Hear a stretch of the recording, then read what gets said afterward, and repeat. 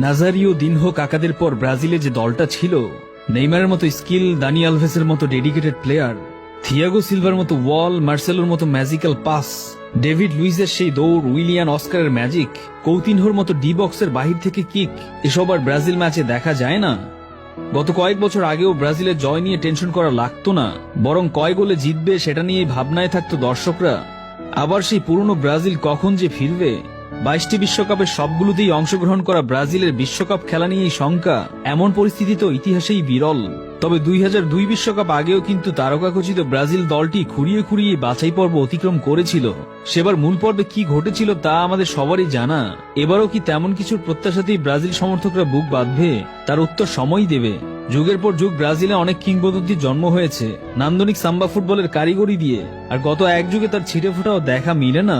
হারিয়ে যেতে বসেছে ব্রাজিলের সেই নান্দনিক ফুটবল। ডোরিবাল 13 ম্যাচে মাত্র 6টাতে জিতেছে। এটা কি ব্রাজিল ফুটবলে মানায়? এইরকম একটা স্টেট দেখার পরও প্রেসিডেন্ট বলেছে 26 পর্যন্ত নাকি ডাগ আউটে সেই থাকে।